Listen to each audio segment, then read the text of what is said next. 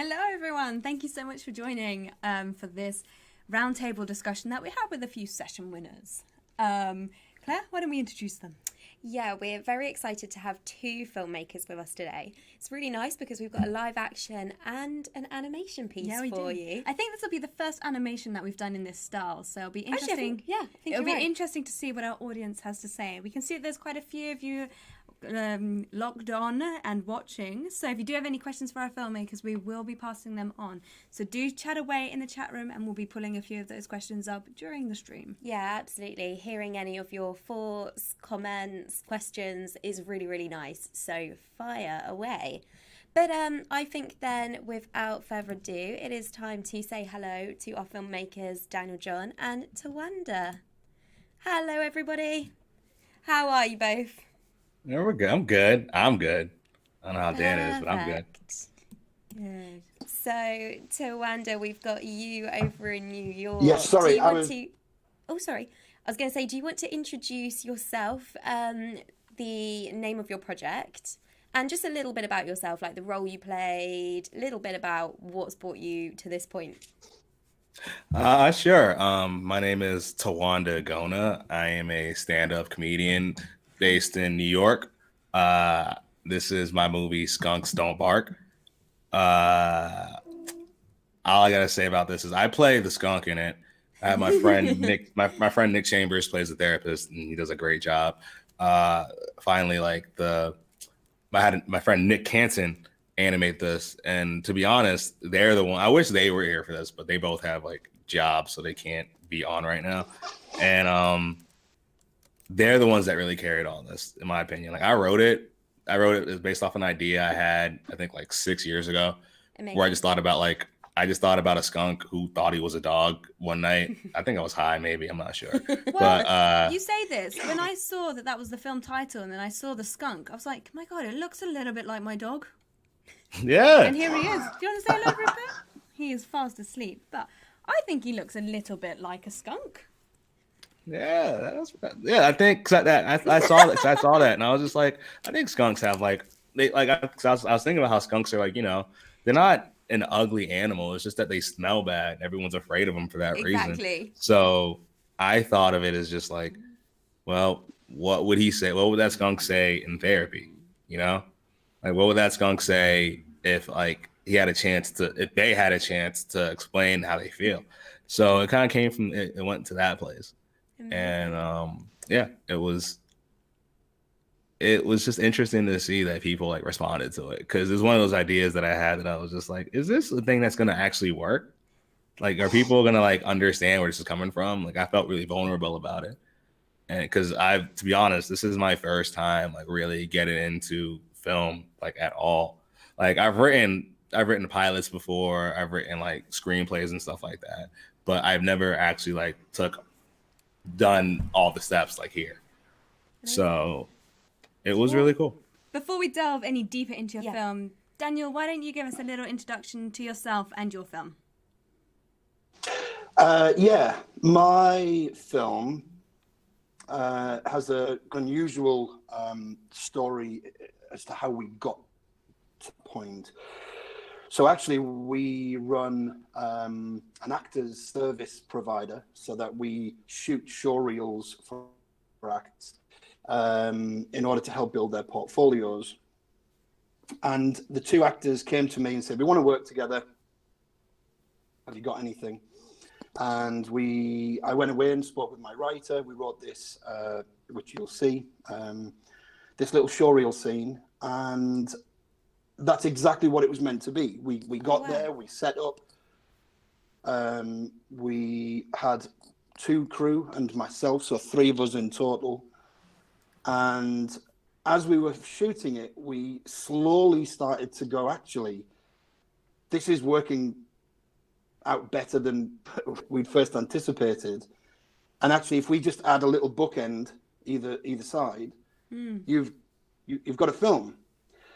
Because what is a film but a short, certainly a short film? It's just a story. It's just an introduction to 2 characters, a middle ground, and hopefully an ending that is positive, but not always. And so we didn't change the script. We just added a little bookend either side.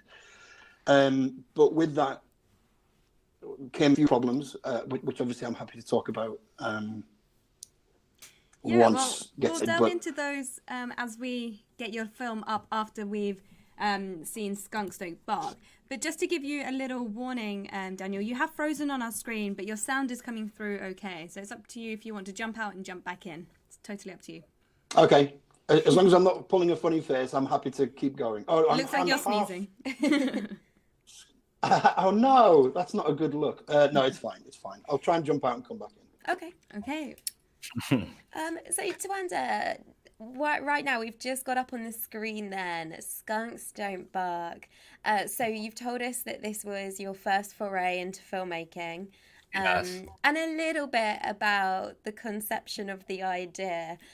Talk to us a little bit more then about how that came about and how it developed. Well, I can say that this basically developed because I was stuck in the house. Because like at the beginning of the year, I was like, I have this whole idea of it. This year, I'm going to be out doing stand up. I'm going to move further in my stand up career, and then the world kind of shut down. So I was stuck in the house. I was just like watching every show I could watch. I was reading books. I was building like models and stuff. And then I was like, well, I want to just like write this idea. I had this idea for a thing. I'm just going to write it. So I wrote it, and I was like, what do I do with it now? So then I was like, I'm going to look for an animator. So I looked for an animator for maybe like 2-3 days, found one through a friend. And then when I talked to him, he was like, oh, this could totally work. This is the thing that could totally happen. So I negotiated a price, and that was the whole process, really. It was really just like, I had an idea and I let it just run. Instead of being like, I need to do this, that, and the third, I just kind of just stopped thinking and just let it happen. So finding an animator, how did you find this style of animation then? Did that animator come back with 3 or 4 ideas for how the skunk should look? Or was it almost anonymous that they drew this skunk and that was it? Oh, well, with that, basically, I had this vision of what the skunk should look like. Because another thing, I can't draw. I cannot draw, but I have a lot of tattoos. Like as you can see over here, I have a lot of tattoos, and with all my tattoos, I just remember like consulting, being like, all right, I want to look like, I see your style. I want to look like this, this, and this, and I had to find the style that I thought would work. And to bring it back to the skunk animation, I just looked at the Nick Cannon. I looked at his whole, I looked at all of his whole portfolio, and I saw that his style is very like, it's cartoony, but it's still kind of subtle. It's not too over the top. It's very much like things feel very matted. I don't want to call it gray, but it's very much like it has a dryness to it. And I feel like it captured my voice and how I write, because the way I write is very much like it's a dry humor. It's not over the top. It's very much subdued, laid back. And that's how the animation, that's all I needed, was somebody that could capture that. Just the idea of just like, I'm not trying to be, I'm trying to have attention, but I'm not trying to be the center of attention. If that makes sense. Yeah, I love the style. I think it's great. Mm-hmm. Yeah, Nick Cannon is great. So it's a shame that we can't hear what you're saying, but I guess that's what's enticing about it. How is it currently doing on the film festival circuit? Honestly, like I'm still not 100% sure how the film festival circuit works. I submitted it to this first time Filmmakers. Then I submitted it to this festival called the New Filmmakers Festival in New York. Cool. I'm trying to find more to do it to. I submitted it to a festival in Montreal. I didn't hear back from them. I submitted to a festival in I think like Switzerland. That did not go well. I'm waiting to hear back from another one today, actually. So it's making its moves and grooves. I'm happy with it. The big thing I'm really happy about with this is more importantly just that I did it. Absolutely. And I think also super crazy about this is that doing this, it's kind of everything that surrounds it. Like, for example, I made the film, and when I was making the film, I had an idea for a TV show about the skunk, and I wrote this whole pilot about the skunk and his life and have it more fleshed out. And I realized, okay, if I'm gonna write a cartoon, I gotta learn how to draw.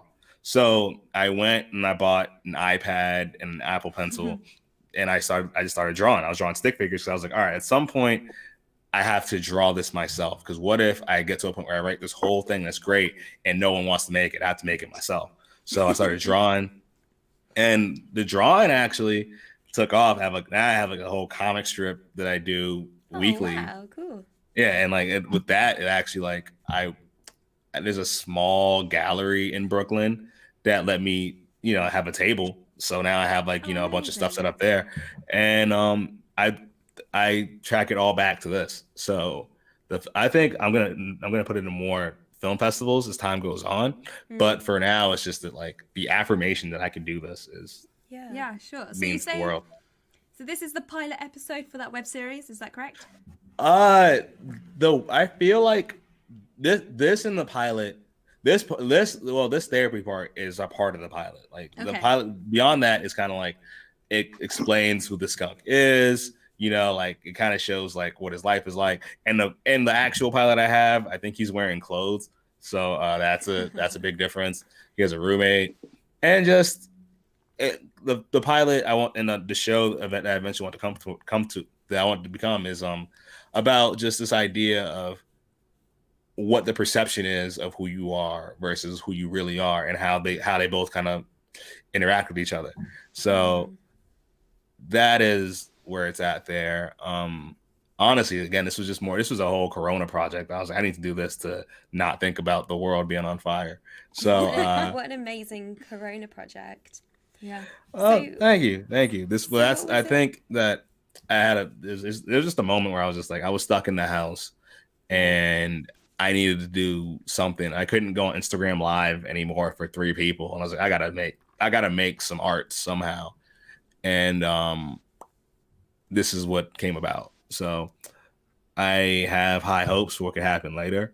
I think that I have another animated short that I just got finished 2 days ago, and that one I'm excited to share with people. And this is just part of a portfolio to just show what I can do. So was that using the same animator, or was of course. Different? Yeah, it was I was after me and this animator talked the first time, I was like, this is my guy. Amazing. I was like, this guy, we relate, we know the same people, we roll in the same circles. And I was like, okay, he gets my sense of humor, and he told me himself, he was like, I had a lot of fun with this project. And just the fact, and honestly, he told me just the fact that I was entering it into a into a festival. He was like, oh my God. Also, somebody said, I didn't say Nick Cannon, I said Nick Canton. I don't. Yeah, it'd be weird if Nick Cannon could draw. That'd be. I'm kind of scared to think about that, because I don't know how that would work. But Nick Canton was the person's name. Nick Canton, nice. Nice. Great. So one of my questions was then, what was it like working? So you found a great collaboration, which is amazing, and you obviously clicked. What was the process working that way remotely because of Corona? Probably a relationship between a writer and an animator. A lot of it is kind of back and forth online anyway, I would guess. But what was that process like, not being able to sort of meet in person? It was interesting. We tried to do the FaceTime thing. The FaceTime thing, we weren't able to click. So there's a lot of emails back and forth. I feel that, if anything, not meeting in person, it led I had this feeling of just there would be days where I felt like nothing was happening with it. Yeah. And sure. I just get I'd get buried in anxiety. Yeah. And then I'd use that anxious energy to draw more comics. So everything was it worked out in a way that was good, but I feel that if we were able to see each other more in person, it would have felt more legitimate, more real, because by the time when it was done, we had this film in front of us, I felt like I didn't do anything. I was just like, wait, what? This is your project. I didn't do anything. But in reality, it's like I'm sending all these emails back and forth and I'm watching it and I'm like, hey, can you change this one little thing? Or matter of fact, this one line sounds wrong. Let me re-record it. And it's like it made me, I think not being able to meet made me take for granted the work I was putting in. Because I felt like I didn't do anything. And as a result, it made, trying to promote it and stuff very strange because I was like, I felt like it was an imposter. Like, this isn't my movie. This is Nick's movie. This is Nick and Nick Chambers, who plays the therapist, who does an amazing job playing a therapist. I was just like, this is y'all. I just was there. I don't deserve to get the credit. So, how long was the process? So, did you start around March time or? I started in April. In April. All right. Well, I can give. All right. Okay. The actual timeline, I remember it like it was this. So I started drawing it. I started writing it in April. I actually have a story about why I wrote it. I'm not gonna lie, the story is kind of sad, but like it's very important to the process. Okay. So the past year or so, since last year, my ex-girlfriend had terminal cancer, right? And when we were dating, she had cancer. And that was the whole thing. But then we went for remission. We broke up, all that stuff. But then she went to terminal cancer. She had diagnosed terminal cancer in October of last year. And around January, she tells me like, yo, I'm going into hospice care. So I go see her. And around March, we're talking and she's like, hey, this is going to kill me soon. So I remember the night before, like, I remember in April, there's a day I just had this restless feeling. I couldn't shake what it was. I didn't know what it was. And I started writing at like 2 a.m. I was just writing this actual screenplay at 2 a.m. And then my TV flashed or something weird happened in my room. Like something happened. And I was just like, oh, she died. She's gone. And the second half of this is basically me accepting that she's passed on and me trying not to feel guilt about that. That's why, like, there's that line, that's when I knew. That's the moment I was like, my ex is dead. She died. And then the next day I found out she passed away. So this whole thing is kind of just like been about my grief, I think.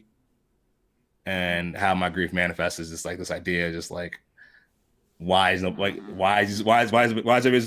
so afraid of me? Why is everybody not want to be around? It's like, oh, don't feel bad. You just are what you are. Yeah, absolutely. And so, I mean, thank you for sharing such a personal story, because it's always interesting, obviously, to hear like what the inspiration and like what developed a project. So because of that, would you say it's been like a really cathartic experience? I would say that it has been cathartic. I'll definitely agree with it. It's been cathartic. It's been strange to think about, because it's kind of like, I made this thing, and this is somebody that, like, I was no longer with romantically, but we still had, like, a relationship of some sort. And I tend to not think about it, but I think this is subconsciously, this is how I dealt with it. Yeah. Because I also had a therapist, because shout out to therapy, you need that. But subconsciously, this was just like, all right, this is how you're going to deal. You're going to create something, because when I'm stressed out or I'm worried, I always try to build or make something, because sometimes I don't have the right word. And especially when like somebody stopped dating like over a year ago, and you're trying to like, I'm still trying to date right now. And it's like, how do you date being like, oh, so, my ex is dead. Like, how do you say that? But you say like, oh, I'm working on a cartoon. That's interesting. Yeah. Yeah. So it's like, so yeah. Wow. Thank you so much for sharing. Oh yeah. I mean, like, I'm sorry. Like, sometimes it's like tonally, I can sound like very flippant, like, oh, that's whatever. But like, this is just how I process. So. Yeah, no. What an amazing thing to come out of that as well. Like, how amazing to create art from something very painful. To have this amazing sort of part of that legacy. And not only that, you've like, as you've mentioned, that you've become a stronger artist with your comic books and drawing abilities as well. Now that's an extra bonus on top of that. Oh yeah, I think that all that is really. Um, did you guys watch the Avengers movies like Endgame or whatever with Thanos and stuff like that? No, have you? They're not my kind of film. We would have so many of our colleagues right now saying, like, oh, yes. you too. Yeah. Oh, Daniel, have you seen it? Basically, all right. Instead of that, I'll not make this something. What I'm gonna say no is just like it's one of those moments where like now I came into all this. I came into 2020 is like, look, I am a stand-up comedian and a podcaster or whatever, but like now it's just like I'm wearing more hats, and that is exciting. Like I feel. Definitely. They might say my self-confidence and just being able to be like, I am an artist. Like I'm about to start wearing berets. Like I know like, I'm an artist. Like I am like this is what I do. So it is like being able to find new talents is crazy. And even like even calling them talents is a whole thing that I can't really comprehend. Because it's just like, to me, I was like, no, it's not talent. I just did this every day and worked at it. And it's like, no, it's not. I feel like I didn't discover new talents. What I discovered is my talent is that if I want to do something, I will continue to try to do it and do it as much as I can and get as good as I can, no matter how embarrassing it might be, no matter how many times I might fail, I will keep trying it because I'm persistent. My talent is my persistence, and that's it. Well, Amazing. I think that's a great point as well to like round up. Oh on. yeah, I was just going to ask Daniel, did you have any questions or any thoughts that you'd like to ask Tawanda? No, but what I have is I actually have an animation that I would love to make, but I don't know the first thing about animation. I'm probably going to drop you an email just to pick your brains for a minute because Cool. I think the style that I'm seeing of your film is much the style that I can see for mine. So, Yeah, which could be cool. that's Nice. I think, and at the end of the day, I'll say this real quick and I'm done. That is all you need. Because again, animation. I didn't know. I don't know anything about animation. Like I don't know. Like when I got into this, I was drawing stick figures. I had nothing to draw with. Legit, like it was one of those things where it's just like I learned I have a vision for what I want to do. I can write something. Some people can animate, they can't write. So what if I write and be like, hey yo, do this? And it's like, yeah, do this. And like, you know what? I don't like that drawing. Can you draw it this way? And knowing the words, and instead of saying like, draw the nose perfectly square. Draw nose like this. Draw the glass like this. I'm like, yo, can you draw depression? Like draw angst, draw grief, draw embarrassment, just draw these feelings that I'm feeling. And it's like, you know what? When I think of grief, I think the color gray. I feel like just say what you feel. Like I feel this, and you find you find an art style that you like, it'll make sense. That's all you got to do. Amazing. Because I know That's cool. I don't know anything about art or like even making films. I was like, I gotta write this. We gotta do this. I gotta write interior. What is interior? No, I'm kidding. I knew that. But it's still like I was like, yo, I don't know what I'm doing, but I'm still doing it. Well, it turned out pretty great. It did, and filmmaking is a collaborative process, as we've discussed. So, yeah, amazing job for your first film. I can't wait to see your other comics, your other films, and how this film currently does on the festival circuit. Absolutely. Thank you. Do stay with All us. right, word.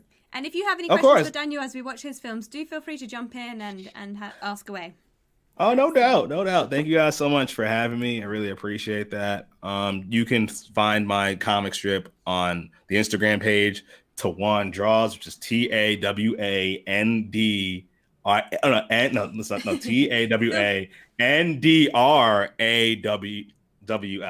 Feel free to put it in the chat room. That's probably right. easier because then people can just copy and paste it. All right, no doubt. I'm gonna do that Amazing, right thank now. you. So, Daniel John, you were telling us about the origins of this being in making a showreel clip. Talk to us a little bit more about that. Well, the process that got us to the point where we are now, where you can see it on the screen now. That's amazing.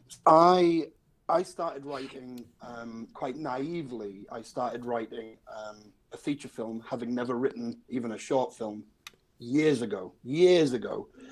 And I was writing away, thinking this is the best thing that has ever been written. It's going to get picked up, no questions, no problems.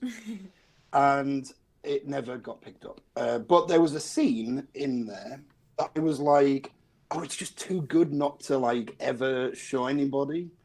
And so 2 actors came to me. I run an acting training academy in Teesside and Newcastle.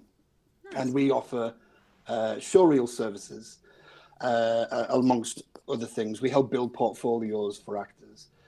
And 2 actors come to me and they're like, we really want to do a showreel. And I'm like, I've got just the thing.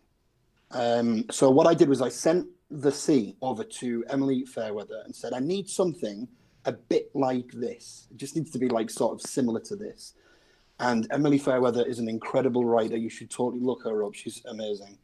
And she comes back with a showreel scene, and I'm like, it's perfect. It couldn't have been any better written if I'd have tried myself. So a couple of days before we shoot, it's a bit of a sad story as well, Tawanda. I apologise to all of us.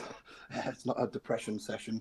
But there was a young man, probably about the same age as myself, tragically died in the river where we shoot this.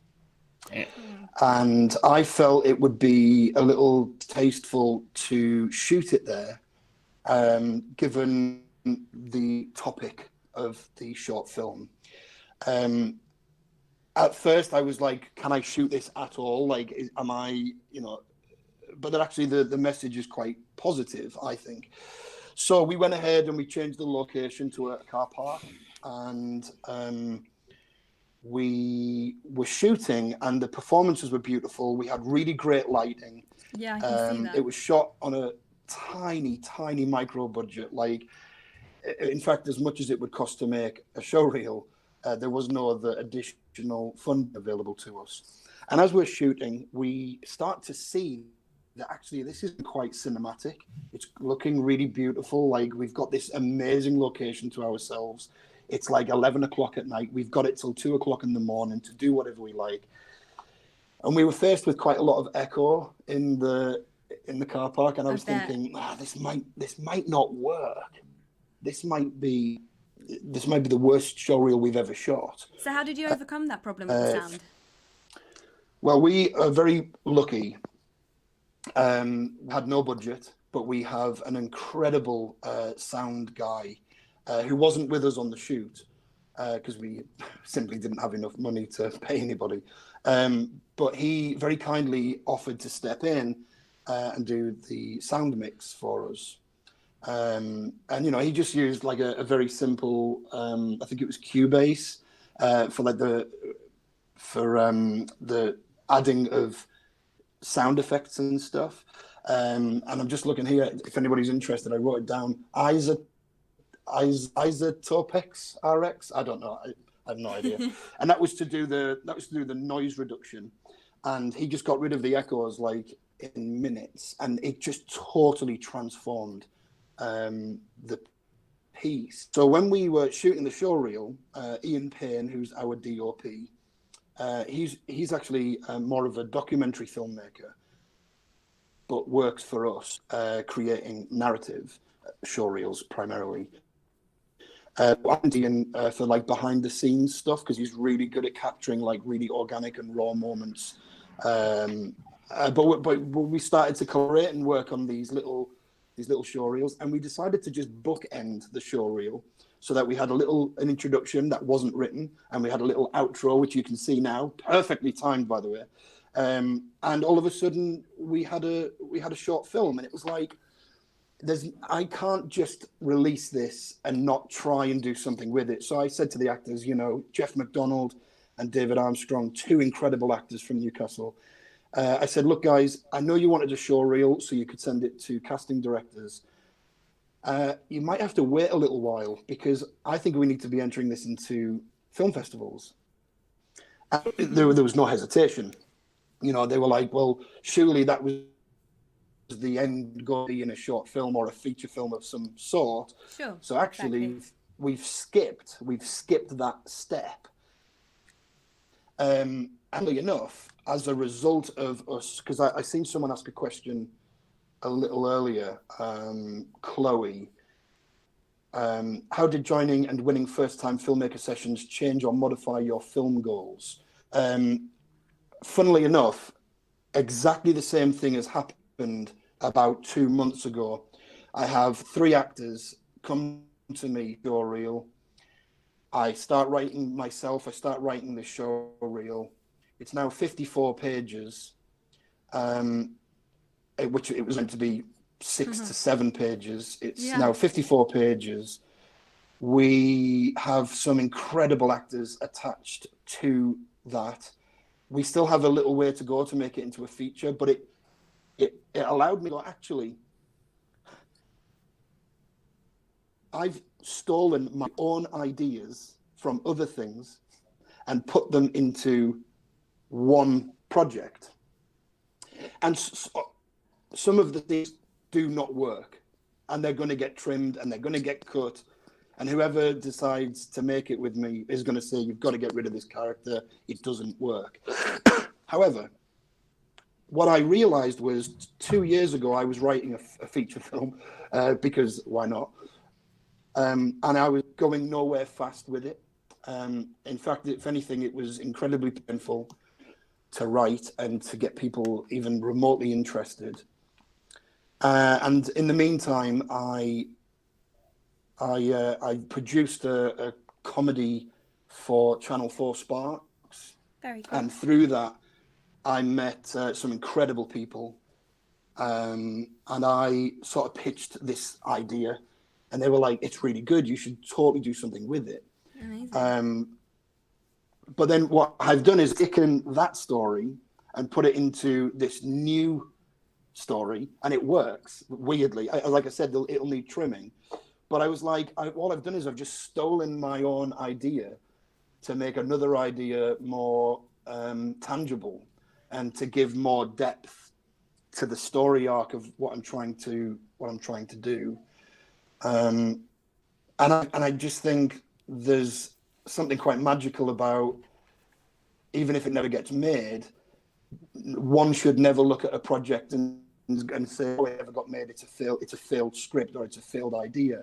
Oh, because no. it's actually all it just helped me create. Actually, it just helped me create a character in a world that wasn't working on script, and I've taken him out and put him into a different world, and suddenly you have a full orchestra of wonderful characters that do work, you know.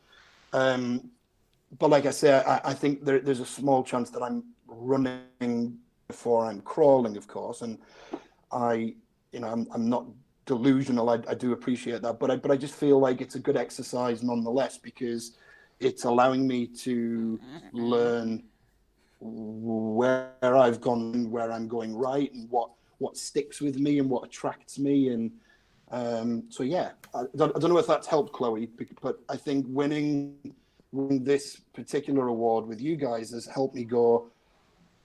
It's given me the confidence to say, do you know what, like, somebody liked what we did. There's a possibility that somebody else will like something. So you know, and those same lines then, what would you say in terms of you saying, you know, I'm aware that you've got to crawl before you can run, but what would you say was the number one lesson that you learned from making this project then that you'll take forwards? Well, you have to, you have to listen. Every single filmmaker, every actor, every musician, we're all super talented when we're just sat in the office or in our bedrooms coming up with these ideas. But it only really starts to become something exciting when people start collaborating and money is always, I would say, the sticking point. So you have to say to somebody, hey, look, if I offer you my time on a different project, would you offer me some of your time? Yep. And you choose your crew selectively, and you go, hey, Absolutely. you're an incredible DOP, or you're an incredible whatever. And you literally start offering your services for no financial gain, but rather a collaborative experience that may or may not end up with you having a live stream with you guys. you know, I think that's, but I think, you know, it's really exciting. It's really exciting to create something that gets any sort of recognition, whether you come second, third, fourth is irrelevant, even first is irrelevant. But when you do come first, when you do win, it does give you confidence, and it makes you realize that you just have to draft. You stop dreaming and actually do it. Start crafting something. Absolutely. There's I think awful fact about first-time filmmakers. The percentage is very high. I think it's around 90% of first-time filmmakers never go on to make another film. And that's either because they've been disheartened by the industry, the process was too hard, or they can't get funding for their future projects. And just hearing the advice that you're giving there, Daniel, about collaborating and you scratch my back, I'll scratch your back for your projects. Absolutely. At the start, that is maybe one of the better ways to go around getting projects made, getting your work out there. So thanks for sharing. Absolutely. And here's the thing, like, you know, I'm going to sort of slightly contradict what I've just said, but in a way that hopefully makes sense. You still have to be very selective with who you're choosing to work with, of course, because you need to find somebody that sees your vision, or that actually you just speak the same language. There's nothing worse than working on a major motion picture and the people around you don't get on, and you might make a nice movie or whatever, but at the end of the day, it was an awful experience, and that can be off-putting. So for me, you know, there's plenty of people out there with a camera. That doesn't mean that you should be using them to make a film, of course. Tawanda was nodding along there, I saw. Yeah, I can I ask a question now? Do I have to wait? Ask away. Because you're talking about that, I just want you to go on about just chemistry and how it can really sabotage things. Because again, like, I'm not an expert in film, but in the movies I've watched, I've seen movies or films where it's just like the cast is good, the director is good, but something's like not clicking, and I'm wondering, like, could you describe to me how other ways chemistry can get in the way of making because I've seen movies that are supposed to be good be bad. I mean, I see movies that are supposed to be bad be good because the chemistry is just there. Like, I see movies where it's like, the script is bad, the shots are bad, but there's so much chemistry. So it's just like, could you describe, like, on set, what does good chemistry look like and bad chemistry look like? I think so, and now this answer is riding on, you know, anybody that's watching going, what is he talking about? Or he's absolutely bang on the ticket. For me, I always try and make myself as available, as open as I can, so that it doesn't look like I am in charge of any particular project. Even if they're looking to me for guidance or they're looking to me for the answer, it's like, well, actually, no, there is no boss here. We are collaboratively, I'm looking to the sound guy to give me all the answers when it comes to sound. I'm looking at the DOP to tell me, well, what lens? I don't know what lens we need. I don't deal with that. And I certainly did film. I'm an actor that's happened to be in television and film. But I couldn't tell you what lens somebody was using at any given time. But when they show me on the screen, this is what the shot looks like, I go, that's beautiful, let's use that. But I jokingly say to my DOP, I go, oh, are we using a 50? And he just laughs because he knows I have no idea what that actually really means. You know, and so for me, we all have to go into this almost like serving each other. I serve you and give you what you need, but you should really be giving me what I need in order to create a harmonic experience. It's when it starts becoming, I don't like that, what are you doing? Do it like this, it should look like this. It's like, well, actually, Just let the heads of departments do their thing, including the actors. There's only so much direction you can give an actor, because they sort of already know what they're doing. They might just need a little bit of, this is what it's coming across as. Maybe, is that what you intended? And they go, oh, I wasn't intending that. And you're like, okay, so how about this? You know, and you just offer, you serve an idea. And it becomes rather than it being a competitive ground, it's a collaborative ground. And that's how I think you make really wonderful work, personally. I think you're absolutely right. You mentioned something there that we, as Liftoff, always try and preach, and that is the heads of the department sector. If you're a first-time filmmaker and you need to get a DOP, a cinematographer on board who is experienced in their field and has maybe 2 or 3 films already behind them, because if you have a vision of what it is that you want, and you won't know how to achieve it, but the cinematographer does, and then you'll get that film that you want. It's just something we try and say over and over and over again. But I think what you said as well about everyone feeling like they've got ownership over the part that they're overseeing feeds that collaborative nature and environment, rather than, as you said, it's just my vision, my way or the highway. So I think everything you said sounds pretty spot on. Gives you a sense of purpose and owning. For everyone. Ownership, yeah. Nice. And then motivation is high all around. That's right. Yeah, absolutely. And I think sometimes, you know, I might have a vision, but it's the wrong one, unfortunately. And that's okay. It's okay to be proven that you're wrong. And I think that you've just got to be adaptable and you've got to evolve in the moment with everybody that's around you. Yeah. So, yeah. Okay. Well, thank you both so much for sharing your stories. It's been absolutely wonderful screening your films muted in the background and then hearing about how they came to life. Yeah, I really enjoyed these sessions. Well, yeah, thank you. I can say thank you for having me. I really appreciate this. This has been this whole process has just been very affirming. And it just makes me, it makes me feel good. On the right track. That's what we want. That's what we want. The last thing to say is do stay in touch with us, because we would love to stay on top of your next projects. Of course. Sure. I love that. As you can see, I'm already working on my next one right now. So there it's you go. Perfect. And thank you to you as well, Daniel John. Thank you.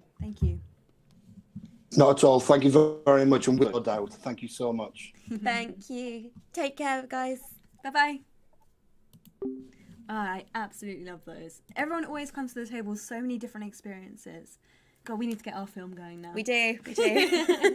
We say this every week, but we must. No, it's almost there. It's almost ready. It's inspiring hearing what people say about motivation on set. I mean, that's actually quite a great topic to end on there, isn't it? Yeah, definitely. Motivation, collaboration. What more do you need? Equals the filmmaking. 100%. Well, thank you to everyone who joined us for that. And thank you for the people in the chat who are posing questions and just getting involved in what we do here. Thank you.